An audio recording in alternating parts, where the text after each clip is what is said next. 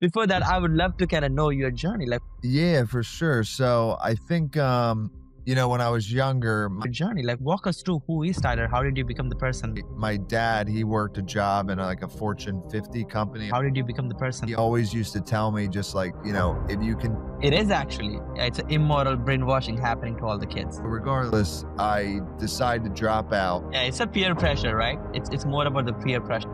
At the end of the day, who gives a crap what other people think?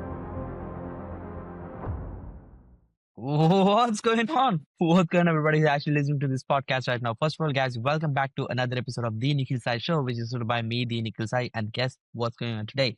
I got another banger guest today. I mean, we are talking about an insane journey. Like 19-year-old broke dropout, just like me, and he built a 8-figure company. And we're definitely going to get into all the nitty-gritty. He's very, very good at book publishing. I mean, he built a company called Authors Unite where they have published thousands of books. Like they have 4,000 plus Amazon bestsellers, 100 plus New York Times bestsellers, 800 plus Wall Street bestsellers. I mean, I've never seen numbers like this, especially in book marketing. It's not that easy. And he has done over 2,500 podcasts for himself in the business for over 13 years.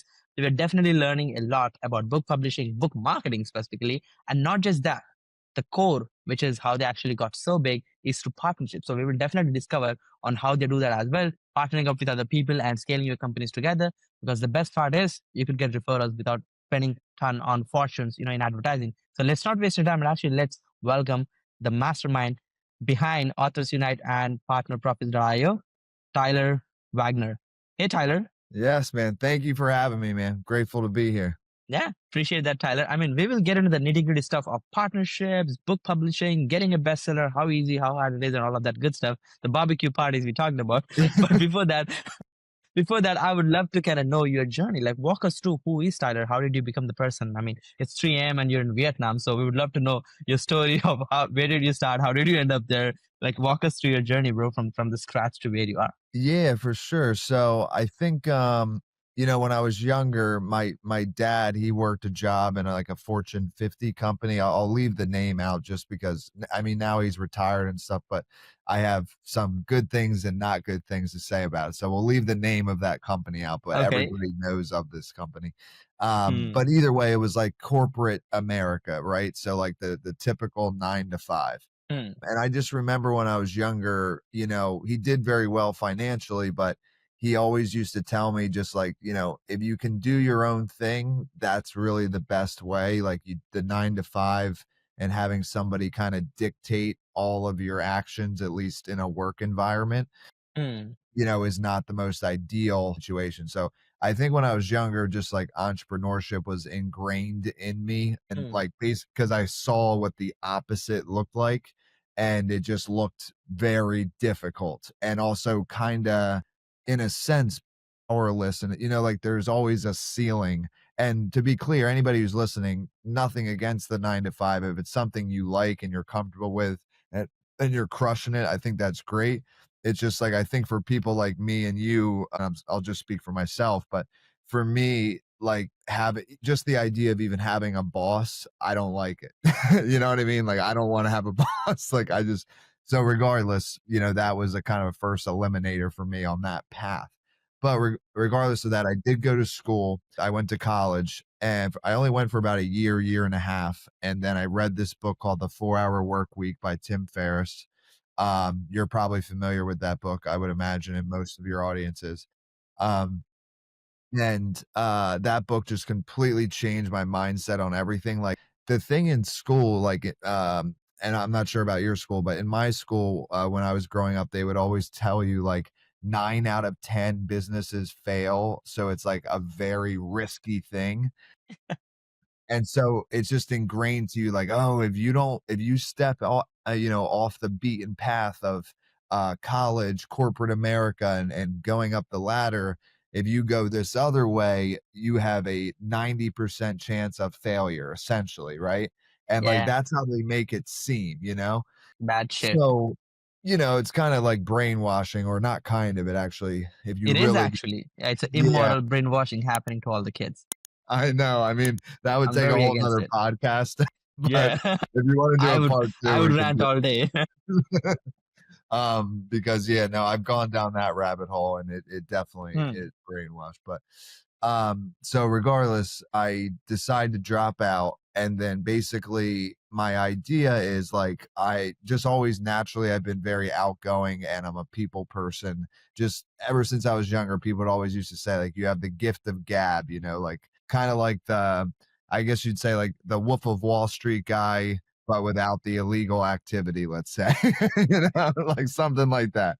Um, Hmm. I would say, and either way, just by the way, for him, like I have nothing against the guy. I think he's great. Love the movie, and I'm glad he's doing well now. So regardless, just to point that out.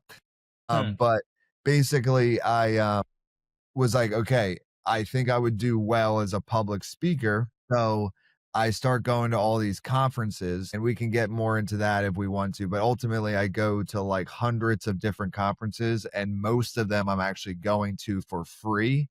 The first one that I went to, and this is like a full circle moment, is Tim Ferriss was the keynote speaker at this event. It was called Mastermind Talks, and I had after I bought his book, I saw on Facebook, like I must have got like retargeted with an ad with his face, right? So I click it and it's a guy, Jason Gaynard, running ads using his face because he is the keynote speaker. So like he had his permission, right, to use his face because he's the keynote speaker of the event. And I reach out. The event was like five or $10,000 a ticket, which at the time, I just dropped out of college. I'm like $80,000 in debt. So there is no way I can spend $10,000 to go to a conference. It's just not in my cards at the time. So Hmm. I reach out to the guy and I'm like, I'm just honest. I'm just like, hey man, I'm a broke dropout, aspiring entrepreneur and I want to come to your event, but I cannot afford it. Is there anything we can work out? Like I can help you for free, like whatever I can do to help you to allow me to come to the event for free? And the guy says, "Dude, no lie, it work like it works. Within the next 24 hours, me and him are talking on Skype, like the founder of the event, Jason Gaynard. And then next thing I know, I'm in Toronto, Canada, behind the scenes helping out the event. Tim Ferriss is right next to me. I'm like eating dinner with him, like in a group setting, not like one-on-one, but regardless, like the guy that basically kind of changed my life in a sense, his book, I'm meeting now 6 months later in person. So to me, it's just like I'm It's a fanboying hero like moment. crazy. Yeah. Yeah, I'm just like, this is nuts. And the thing with the conferences that's important is that I notice at this conference and all the other ones that I call it maybe now a tactic. Though Hmm. it was all real. I mean, I didn't have money to go to these events, so I was just being honest. And so for any younger kids out there in college that don't have money and want to go to events, try this tactic. If you send enough messages, I promise you it will work. Eventually, you're going to get a yes, and you're going to get to go to these events for free. Like it really does work. But regardless, I notice all of this, I shouldn't say all, 99%, and I think this is legitimate, of all speakers at these type of events are authors, right? So they're authors or best-selling authors. So in my head, it clicks. I'm like, okay, well, I'm 19, 20 years old and, I'm 80 grand in debt. Like, who is going to pay me to speak on a stage? Like, what value do I have to bring? Like, there's just, they're going to pay me to like leave the event, if any, you know what I mean? Like, they're not going to pay me to like teach people things. What I do is I write a book. My first book is called Conference Crushing. It's about basically how to network at events, like what to do before, during, and after. Like a little guidebook, like 70 pages or so. But it ends up doing pretty well. Sells like tens of thousands of copies, hits bestseller on multiple lists like Amazon, Barnes and Noble, which you got to remember too, like 13, 14 years ago, Amazon bestseller at that time was actually kind of a big deal. Now Yeah. everybody knows that list, and we can talk about that then. But regardless, Hmm. in my small hometown in Pennsylvania where I grew up, me dropping out of college and becoming a best-selling author like 6 to 12 months later was like the biggest deal ever. Like I was getting hundreds to thousands of messages on Facebook like, How did you do it? I want to write a book. My mom wants to write a book. My uncle, it turns out everybody wants to write a book. Like, and I had no idea, right? So long story short, but this is just helpful so how everybody knows how I got to where I'm at, is Hmm. long story short, I do the public speaking thing because the reason I became an author to begin with is to leverage the branding of that to become a public speaker. So that did end up working. I did it for about a year. I was getting paid like 3 grand for an hour keynote. I probably did like 10 to 15, right? But at the time, that was a ton of money to me. Remember, like my rent's like 400 bucks a month. I'm living in Iowa actually, and that's a whole other story as to how I end up in Iowa, but regardless, 3 grand and getting flown out to speak for an hour to open up an event, like for me at like 20 years old, huge deal. Like this is like life-changing stuff for me. Yeah. Hmm. But then what I realize is that there is way more people that are interested in me helping them become a best-selling author than there are people that want to hire me to speak. Just from a time perspective, I can only do basically like maximum 365 speaking gigs a year. That's like, one a day. Maybe you could do two or three, but like that would be a little Yeah. crazy line. So Even it just 365 is sounding crazy to me. Yeah. yeah, I mean, that would even be I mean, and that yeah, it's like you don't wanna have any time off, you know? Like, so that's like if you really push it to the max. Well, Yeah. it just clicked for me. I was like, "Okay, public speaking, I'll do it here and there, but it's not my main path. I'm not going to be the next Tony Robbins or whatever." So, Hmm. what I do is I completely switch paths. I start helping people with their books. I get a ton of testimonials. I figure out how all the bestseller lists work, and I really master, like, book marketing in general, and then I master the other side of, like, publishing, the writing, like more not me, but more of like putting a team together. And then that's where things took off from there, and then since then I've been running Authors Unite for like 13, 14 years. We've done over 4,000 books for people, and that's a variety of publishing and marketing. Then the other business, Partner Profits, we've been doing that for like a few years under a different brand, but it was rebranded the last few months. So that's kind of the story. I kind of wrote a book, and then people started asking me how I did it, and then it turned into this decade plus long business. Oh, Yeah, I love that. I mean, the first thing I should definitely congratulate is on the consistency. Like once you found a thing that is actually working for you, you didn't deviate. So what was like the key factor? Like, I mean, I've gone into a lot of Chernobyl syndrome once I got my service agency up. I felt that I'm an investor out of nowhere. I felt I could have 7 different hands to do 7 different things. I started a software company, burnt my ass to lose $500,000 cash. So I'm curious, how did you stay so focused on like doing one thing? good question. Yeah, because it is very rare, especially that your first business works out. I think that is rare. And Yeah, I that is think so rare.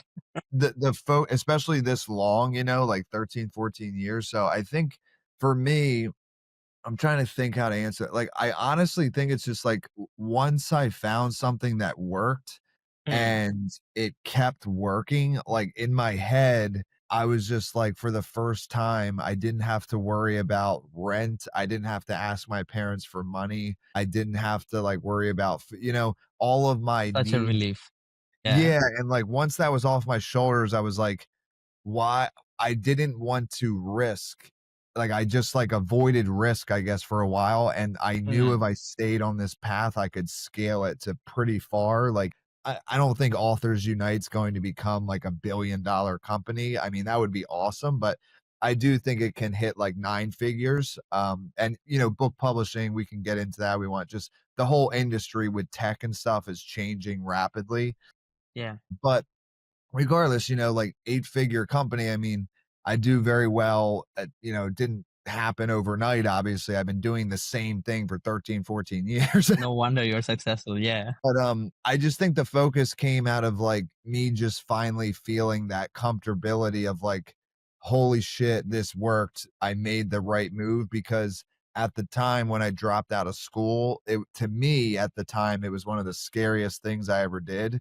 Thinking Mm. back, it really wasn't that big a deal, but, Yeah. at the time, you're thinking, "What if I fail, and then I have to go back to college, and then, like, I'm older than everybody, and you know what like all those like Yeah, it's a ego. peer pressure, right? It's more about the peer pressure, like the society around us conditioned us to just follow the path, otherwise you're some random dude, with For sure. ADHD or some neural disorder, something is wrong with you kind of situation and you don't want to get there. Totally, yeah, and, like, I've been in college classes I was in college for that, like, year and a half where, randomly, in a couple classes, there was guys in there that were, like, 40, 50 years old. Look, I now that I think back to it, I'm like, "Dude, if that's what you wanna do, great for you," but I know how the other kids felt about it, and they always felt it was weird. They're like, "Oh, we have one of those in the class," like, somebody who didn't complete their degree before, and now they're coming back decades my ego didn't wanna be that guy, you know? Yeah, But yeah. at the end of the day, who gives a crap what other people think? I Yeah, mean, yeah, yeah, you exactly. know? I mean, So I have seen that. I have like this is probably one of the most important successful people traits. Like they don't care about what other things. They have intuition. They have data to make decisions. They don't let other people decide how like individual will behave because that's just you giving them the power on how you should behave. I think just having that like I had a crazy story to drop out of my college. Like I was going to this college, just to satisfy my parents, and I was sitting in the class reading Steve Jobs' bio story and I was the only guy who's actually reading a book. The remaining class was one guy was playing on his phone, the other guy was like chit chatting with something else, somebody was watching some movie. Like it was just a shit show happening. I was like, okay, let me just use the time. The lecturer came to me and he grabbed my book and said, "You can't read novels." I was like, "What? You see that dude back like he's watching a yeah. movie." He was like, "No, no, no, you can't do that." And immediately I was like, Yeah. "Okay, this is not happening, man." Like, I tried it, not happening. I took my bag, I walked away. That was like the last day in my college, and it's a terrible experience overall. But yeah, Good that's for great, you, Tyler. dude. Yeah, I mean, I to me, college is more about, like, meeting people, rather than the actual classes, you know yeah. what I mean? Because I mean, I wish I was ultimately in Harvard to be able to say that same thing, but my college was like in the middle of nowhere city with most yeah, of my college mates are probably broke or they are underemployed or they are making 200 bucks a salary. So it's crazy overall, but I'm glad I was able to escape, but I wish I could for change the sure. education system in a way where they could get to where I am happily. But we'll talk about that. But Tyler, good. You actually cracked one important skill set, which is marketing the book. If it wasn't for that skill set, you would never be here. Indirectly, like if I didn't learn marketing, advertising, sales funnels, high ticket closing, I would never be where I am podcasting for a fact. So I'm curious if you could walk us through a simple playbook on book marketing. Give us a crash course. Like how does book marketing work? Why is it important for somebody to not just publish a book but actually market it well? Because I think publishing is 20%, 80% of it is marketing. Because most books don't even sell like a dozen copies, in my opinion. Like it's just so Yeah, like you put all the effort, you write hundreds of pages for what? Like, would love to get a yeah. crash course from you. Walk us through what works in book marketing in 2024 and beyond. Yeah, for sure, and I think too well, the first and this is why I'm sure you know who this is too, is, Alex Hormozy. I'm a big fan of his content. I think a lot of Yeah, we all are. entrepreneurs are. Yeah. But, basically, if you want your book I'll talk about 2 different things here, right? So Hmm. short-term success and long-term success. So Hmm. and I'll tell you how then, but I can guarantee almost any book short-term success, right? And I'll explain how I can do that then. Hmm. But as far as the long-term success goes, that has to do with the quality of the book. So, like, ultimately and there's actually a few books, about this type of stuff. Like, there's one book, I'd call him like an acquaintance of mine. He wrote a book called Never Lose a Customer Again. And what he talks about is, that companies should put their marketing budgets or part of their marketing budgets, not into attracting new clients, but to making the experience of all of their current clients so incredibly amazing that by the time they finish working with you, they want to tell everybody they know. Right. So it's Hmm. like, there is marketing isn't only about, the new client, it's also about how amazing are your current clients experience and then having that word of mouth effect take off. So regardless, what I would say though is ultimately, one of the best ways of marketing a book is having a book that is so incredible that if I get it into thousands of people's hands for you, that word of mouth does take off like Hmm. 4-hour work week type things, or, the examples of this are like Atomic Habits, 4-hour work week. Rich Dad Poor Dad. Yeah, Rich Dad, Poor Dad, David Goggins' book, like, these are types of books that just have gone completely viral. Something about them, it's probably multiple things about them. When people read them, they feel compelled to share it with multiple friends for whatever and I think it's for each book, it's for a different reason, right? But, so okay, so the content, and that this is obvious, but I'm just saying, like, spend the time and write the best book you obvious that you can. I don't I do believe in the thing of, like, the new business card is a book, so, like, you can write multiple books. So if you wanna write one book that's kinda, like, more short and it's more of a lead magnet, cool. You could whip that out in a couple months, no problem. But, like, if Hmm. we're talking about, like, your book that you wanna sell millions of copies of and, like, on top of the world, you gotta take your time and you gotta try to write the best book you possibly can, you know what I mean? It's just the reality. Now, having said that, in the short term, I know how every bestseller list works, right? So Amazon, Barnes and Noble, USA Today, Wall Street Journal, New York Times. There's a new one called C Suite. There's LA Times. Like, there's a lot of different bestseller lists. I would say there's like a core six though. Hmm. And I can essentially guarantee all of them except one, and nobody can guarantee this one. New York Times is one that nobody can guarantee. The Hardest reason one. for that, I know how it works pretty much, and I can give any book, like, well, not any book, there are some criteria, but essentially, like, if the criteria line up, I can give a book a very high chance of hitting New York Times, but there is no way to guarantee it because it's not like a true bestseller list, honestly, because it's like sales is like a tiny part of the equation. There's so many other criteria, which again, that would take a whole other podcast. So if we do a part three, we can talk about New York Times only. But the other ones though, they all work very similar, right? So, like, Wall Street right now is actually on hiatus. And I won't go in the weeds on that, but regardless, Wall Street, USA Today, Amazon, Barnes and Noble, those ones for the most part, there's some little caveats in there, but for the most part, they are based on sales and sales alone, right? So if you get 5, 6,000 plus sales in 1 week, you're gonna hit all of those lists. Guaran you, like, won't miss, right? So, that's where once I figured that out and those little, like, tricks, like, for example, one of the tricks for USA Today, you don't want all your sales to go through one bookstore, you want multiple bookstores, right? So, you want, like, 5,000 sales Amazon, 1,000 sales Barnes& and Noble, and then you're good to go, right? But if all of your sales went through Amazon, you would miss, right? So it's like little tricks like that that you figure out. But regardless, so once I figured that out and I could literally guarantee people bestseller on all of these lists or a full refund, it was a very That's like the easy best offer.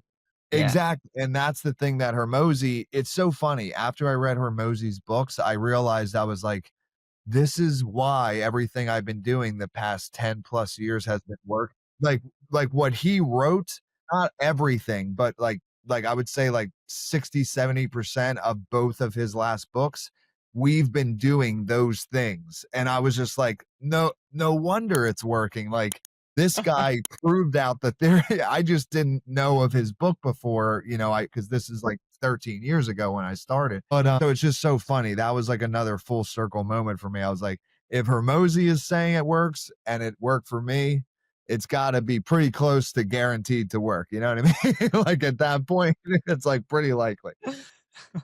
So, regardless, then this is how we got clients, right? So, if you reach out to an author one on one, right, and you say, hey, like, imagine like messaging somebody on LinkedIn. Hey, John, I can guarantee you bestseller on all the lists. Like, hit me back and, let's hop on a consultation. That method doesn't really work that well, right? Because Yeah. people don't want to be pitched. Red flags go up, like, too good to be true. This is a Yeah. scam, all of those elements for me, and that's why I love talking to people like you, is like, and I'm sure you have other marketing methods, but for you, like funnels and, well, let's just say paid advertising and funnels, that method worked for you, right? And still Hmm. does work for you. Yep. For me, I never got it to work, right? Like I tried it when I was younger and I kept trying all these different things, ads, SEO, funnels, click funnels, hub, HubSpot, Infusionsoft, like, everything. Infusionsoft. Yeah. I tried all of it and it just never worked for me, at least not consistently, right? And that's what annoyed me about it, is like it was like sometimes I would get good leads and I'd get a client, and then other months I would get a bunch of, leads that didn't have. Either way, it just wasn't consistent. It was like up and down every month. So I finally threw in the bag on that. And then the strategy I came up with is I was like, okay, my clientele for Authors Unite are obviously authors and people that want to be authors, and they need to have money, right? Because our stuff is a very high end. Like for Wall Street Journal, just we have like 20 services. Wall Street Journal, we charge 60K guaranteed or a full refund. We've done about 800 of those. Right. So just so you can see kind of like the level that we're talking about here, like not many people have $60,000 to spend on their book marketing.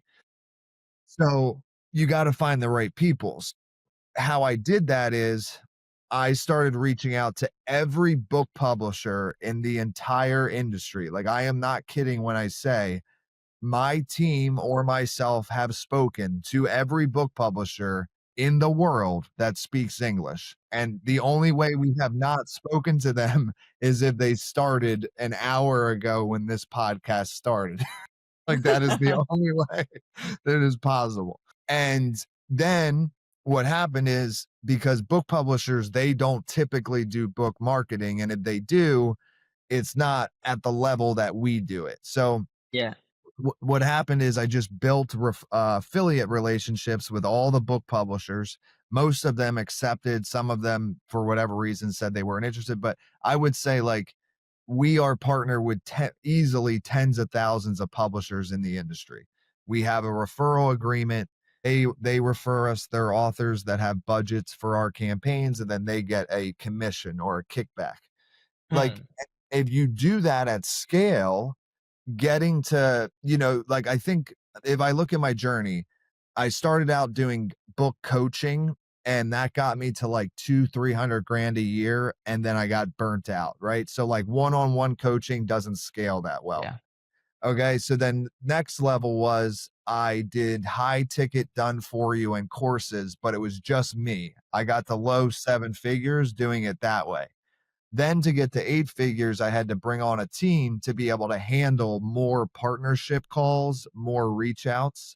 And that's how I got to now nine figures. I don't know. In my mind, I'm just thinking bring on more people and do more partnerships. But like, I don't know if partnerships is like, there's obviously other ways to do marketing. So maybe there's something me and you to talk about at another time. But For sure. um, either way, basically that's kind of the evolution of how it worked. And then we just started picking other targets of people that had worked with a lot of authors. So like our top partnership people are book publishers, ghostwriters, editors, and PR agencies. These are all groups or people or companies that work with a lot of authors that can refer to us because Hmm. we do things we do some of the same things, so we're competitors, but we also do enough different things where there is synergy as well, you know what I mean? Sure. And Yeah. to me, I don't view anything as competition really. I view everything, to me, like even if it's a direct competitor, I'm like, yo, bro, there's got to be one thing that you do that I don't, and vice versa.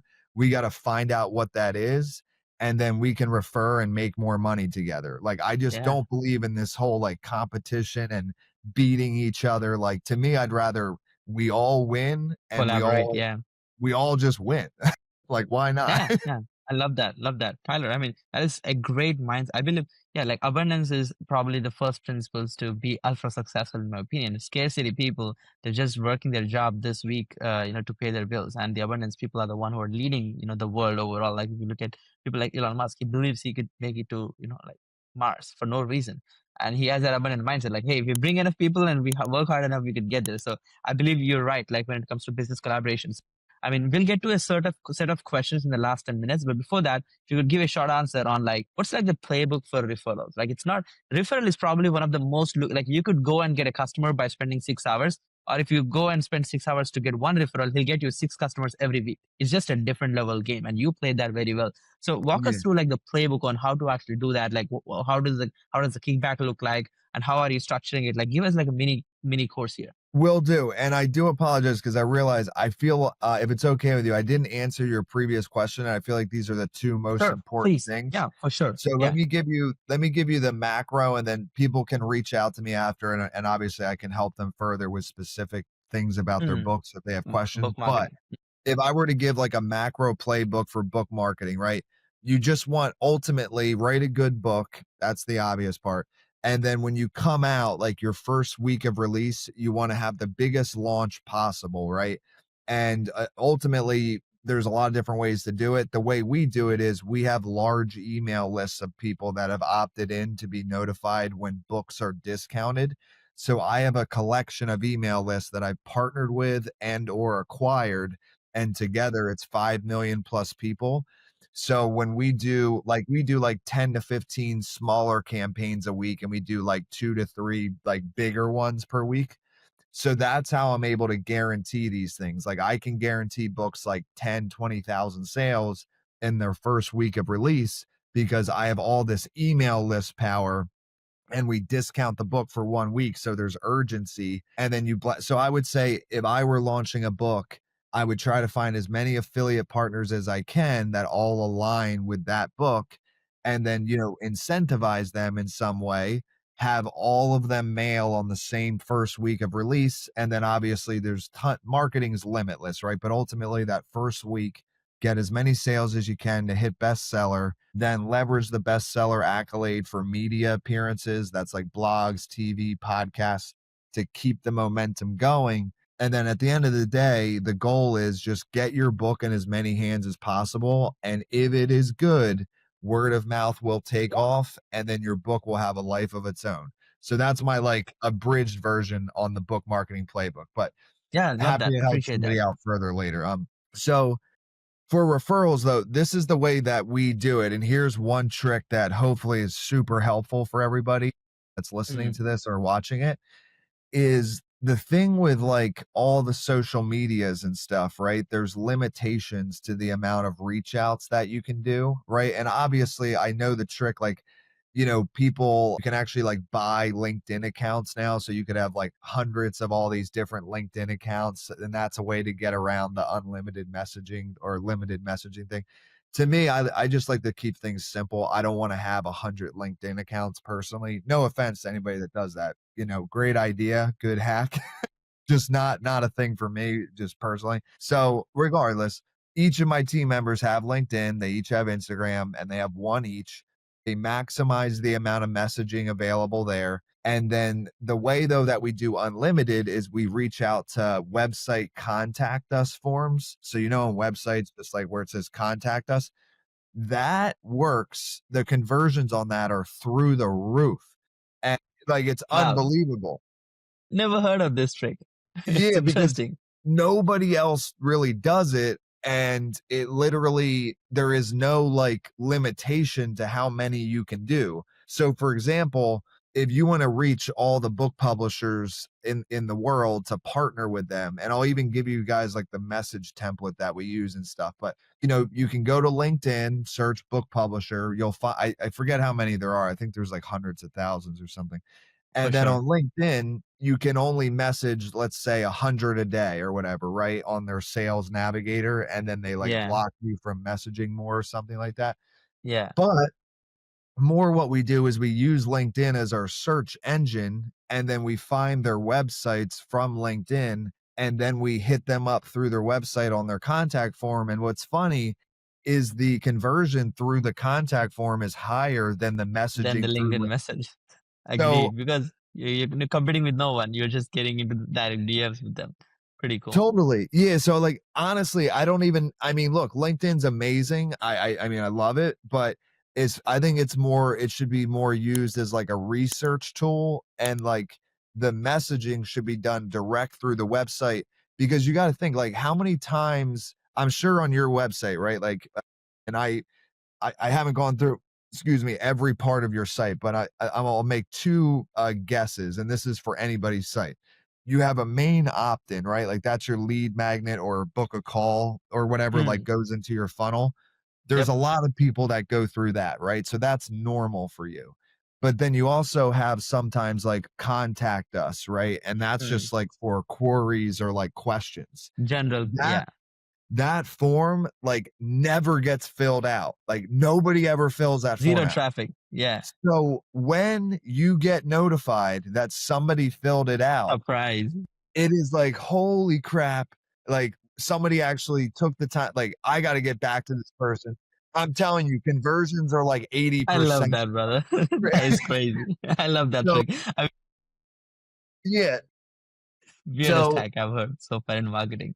dude, that's why I love marketing because really it is limitless. Like there's always like another way. So regardless, the one last thing I'll say on the partnerships, if I were to give like the playbook is so like I'll give two, if it's okay with you. I know we might Yeah, be for running sure. well on time here, but I'm just trying to give as much value as I can. So Yeah. ultimately, like I already told you the Authors Unite story of our scaling, right? So we have like a list of like 500 keywords that we're going after, but like the four that I said previously are our top four converting ones: book publisher, PR agency, ghostwriter, editor, right? The reason Mm, is because they work with a lot of authors. But I'll give another example of a different type of business so that you can see the power of this. And mm. just so everybody knows too, nothing about this is like genius or any like this is the most common way or The fundamental easiest way. most, you know what I mean? It's literally just referrals. But I think the difference is that most people have never thought of scaling their referrals to like a Mm. 100,000. Most people have like five referrals, maybe like referral partners, I mean, Yeah. and they're like, "Yeah, I have a few partners. They refer to me from time to time." In my head, I'm like, "Well, yo, if you want to grow your business, you should get like a million of those people, and then you'll have like $1 billion business." So, like, why Yeah, don't no question. Yeah. that's how my brain works. But regardless, so say if you like he's a friend of mine now in Miami. He does like vitamin IVs and stuff. He's like health hacking Interesting. type guy. Hmm. So the way to scale his business would be he's in Miami, right? So what we would do is we would reach out to all of the gym owners and fitness trainers in South Florida and Mm. like beauty salons, things like that, like anything that, like maybe like juice Med places, spa, yeah, cool sculpting. reach out to all of them. And then basically and here's the message. Hey, name, I think there might be ways we can collaborate. Tyler, authorsunite.com. Or for him, obviously different signature, but same Hmm. message. This message, it's really short. It perks curiosity and it gets the conversion is really high. People respond and they say, tell me more. Like, what do you Yeah, mean? it's How can we non-salesy. Yeah. Exactly, like, how can we collaborate? And then you're like and then, again, just because 'cause we're on limited time, but there's a whole path to get them to book a call, and it's like it's literally 70-80% conversion. It works almost every single time. Love that. And it's Love that. the reason it works is because I'm not trying to sell that person really anything. I'm trying to refer to people to them and them refer to me. We're just trying to like partner. So it's way easier to get somebody to be receptive to that than it is to get somebody to be receptive to like buying something from you. You know what I mean? Yeah. Yeah, yeah. Totally. So, that's how I would scale his business, right? And then ultimately, all the fitness trainers in South Florida would be referring their clientele to his IV clinic. And he does a lot more than that, but just for example's sake, IV clinic, Hmm. because the same type of clientele that would hire a fitness trainer is the same type of clientele that would do an IV.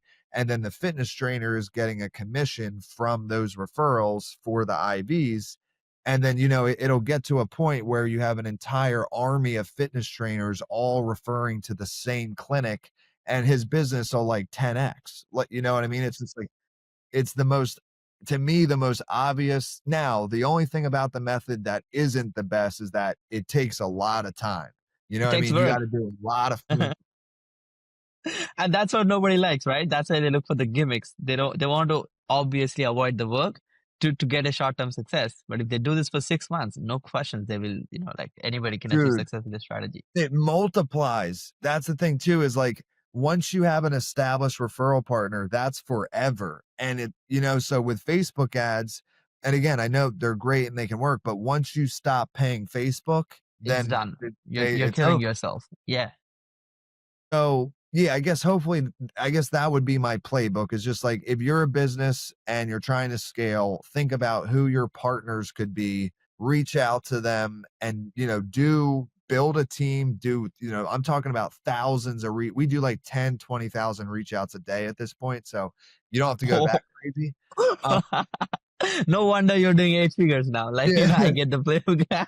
Dude, yeah, and, like, do it at scale, like, so we're trying to partner with everybody, and, why not? It's just a win-win-win, so, I guess hopefully that's helpful, and I just believe Yes. every business definitely a has a group of businesses or people that could be amazing referral partners. You just gotta Mm, take a few minutes and think about, like, okay, where are my clients? Who else are they buying from? I need to partner with those people, I and love then that. once you have those keywords, just reach out to those people. So Yeah. that's Wow. basically all you do. What a strategy, bro. That was like very actionable. And guys, don't let just this story be a marketing shebang for your head.